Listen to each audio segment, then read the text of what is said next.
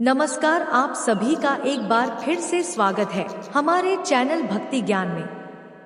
आप सभी को जन्माष्टमी की हार्दिक शुभकामनाएं। आप सभी जानते हैं कि जन्माष्टमी की रात कोई साधारण रात नहीं है।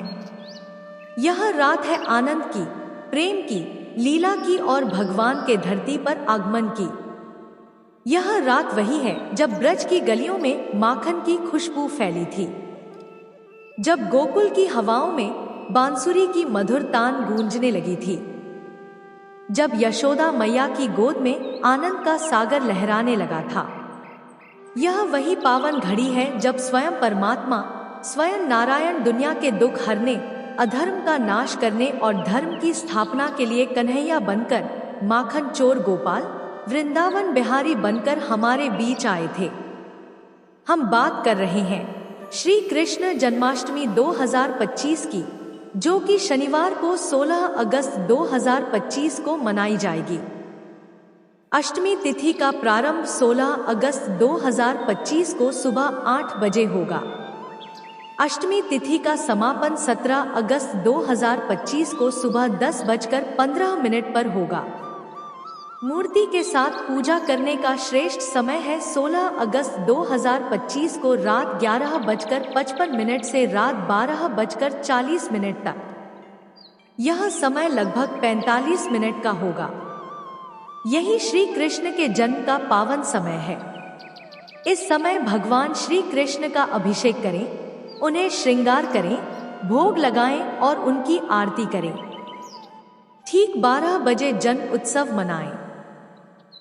शंख, घंटी, बधाई गीत, नंद के आनंद भयो जैसे भजन भी गाएं। 16 अगस्त की सुबह स्नान करके संकल्प लें और दिन भर उपवास रखें। केवल फलाहार और जल लें या निर्जला व्रत भी आप कर सकते हैं। 17 अगस्त को सुबह कथा का पाठ करके, पूजा करके, ब्राह्मण और जरूरतमंदों को भोजन कराकर खुद भी प्रसाद ग्रहण करें। अब मैं बताती हूँ व्रत की पूरी पूजा विधि। सुबह उठकर पीले रंग के साफ वस्त्र पहन लें। पूर्व दिशा की ओर बैठकर हाथ में जल, फूल, चावल लेकर संकल्प करें। बोले, मैं श्री कृष्ण जन्माष्टमी के व्रत का संकल्प लेती हूँ। मैं भगवान श्री कृष्ण की कृपा, अपने परिवार की सुख समृद्धि और मोक्ष प्राप्ति के लिए यह व्रत कर रही हूँ। इसके बाद घर के उत्तर पूर्व यानी ईशान कोण में स्वच्छ स्थान चुनें। एक लकड़ी की चौकी पर लाल या पीले रंग का वस्त्र बिछाएं। चौकी पर श्री कृष्ण की बाल गोपाल स्वरूप मूर्ति या तस्वीर को रखें। मूर्ति के सामने एक कलश को रखें। उसमें जल, आम के पत्ते और उसके ऊपर नारियल रखें। कलश पर एक स्वास्तिक बनाएं और कलावे से उसे सजाएं।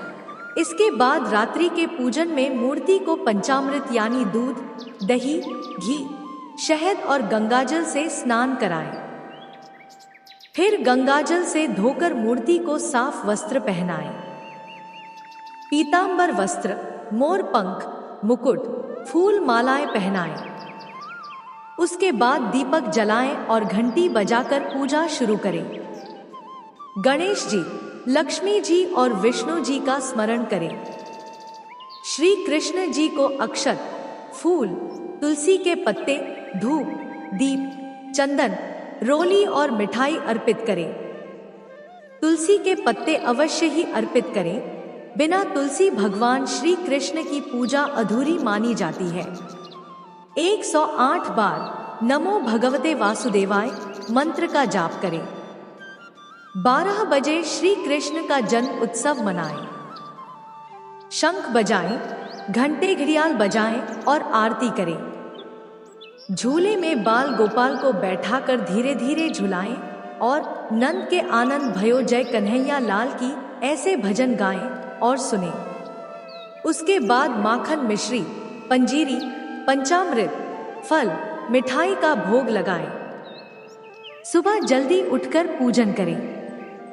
ब्राह्मण और जरूरतमंदों को भोजन करवाकर व्रत का पारण करें। दोस्तों, पूजा करते समय भगवान को अपने बालक की तरह प्रेम से सजाएं और उनसे बात करें। झूला झूलाते समय मन में यह भाव रखें कि आप नंद बाबा या यशोदा मैया की तरह अपने लाला को झूला रहे हैं। घर में श्री कृष्ण के भजन पूरे दिन गाएं और बजाएं। पूजा के समय परिवार के सभी लोग साथ बैठे और मिलकर आरती करें। नया जोड़ा हुआ भावपूर्ण अंश। जन्माष्टमी केवल एक व्रत या त्योहार नहीं, बल्कि यह वह दिव्य अवसर है जब संपूर्ण सृष्टि प्रेम और भक्ति के रंग में रंग जाती है।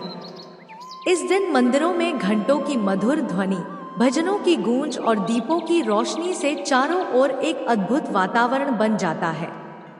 कहते हैं, जन्माष्टमी की रात जो व्यक्ति पूरे मन से हरे कृष्ण कृष्ण कृष्ण हरे हरे, हरे राम राम राम हरे हरे महामंत्र का जप करता है, उसके जीवन के सभी संकट दूर हो जाते हैं और हृदय में असीम शांति का अनुभव होता है।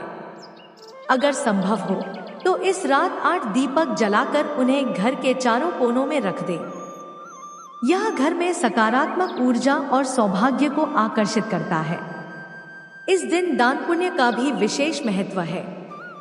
गरीबों और भूखों को भोजन कराएं, गाय को हरा चारा खिलाएं और जरूरतमंद बच्चों को मिठाई या कपड़े दें। ऐसा करने से भगवान श्री कृष्ण का आशीर्वाद और भी अधिक प्राप्त होता है। याद रखें, कृष्ण केवल मंदिर की मूर्ति में ही नहीं, बल्कि हर जीव में विद्यमान है। इसलिए इस दिन किसी के मन को ठेस न पहुंचाएं और सभी के साथ प्रेमपूर्ण व्यवहार करें। रात्रि 12 बजे जब आप भगवान का जन्मोत्सव मना रहे हों, तो मन में यह भाव रखें कि स्वयं नंद बाबा के आंगन में खड़े होकर आप लाला का जन्म देख रहे हैं। इस भाव के साथ पूजा करने से आपकी आत्मा आनंद से भर जाएगी और यह अनुभव जीवन भर आपके हृदय में अंकित रहेगा। हम सभी सौभाग्यशाली हैं कि आज हम उस दिव्य जन्म उत्सव को अपने घर, अपने दिल और अपने जीवन में मना रहे हैं। आओ प्रेम से मन, वचन और कर्म से प्रेम और भक्ति के साथ उस लाडले नंदलाल का स्वागत करते हैं। आइए मिलकर बोलते हैं, नंद के आनंद भयो, जय कन्हैया लाल की। तो यह थी आज की जानकारी। आपको यह जानकारी कैसी लगी, कमेंट करके जरूर बताएं। साथ ही मेरे चैनल भक्ति ज्ञान को सब्सक्राइब करना ना भूलें। धन्यवाद।